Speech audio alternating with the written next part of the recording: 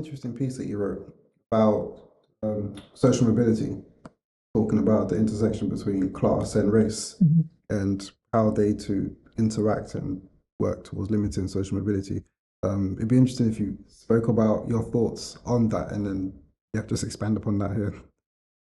Yes, I think I always like to talk about that intersection because sometimes, especially with the work that I do, so I've been doing work on diversity inclusion for over a decade now, with an initial focus on race, but that will always involve class because people from ethnic minority backgrounds are overrepresented within working class backgrounds. But sometimes it's really frustrating when people will say, "Oh, but it's actually just all about class.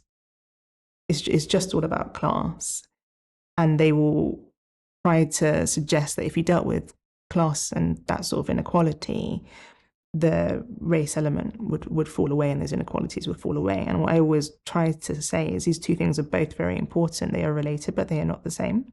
And so people can be subjected to racism within the education system or employment, regardless of their class status.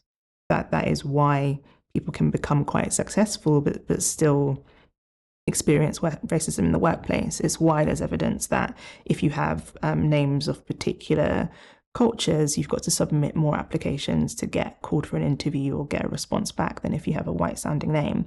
That's a race and racism issue. That's not just a class issue.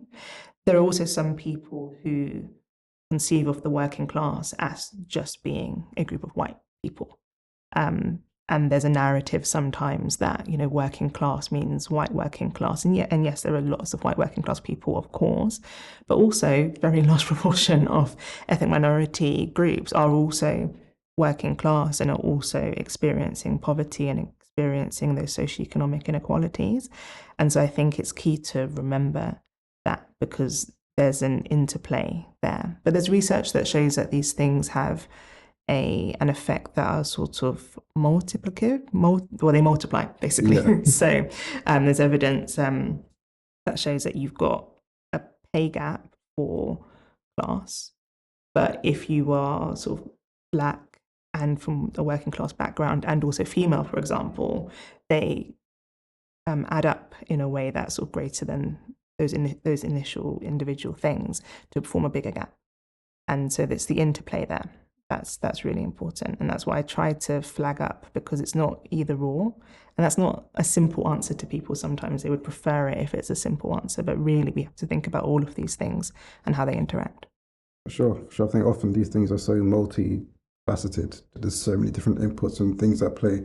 Rarely ever just as straight as okay, this is it. This world is so fluid and there's so much happening for sure. I agree with that standpoint.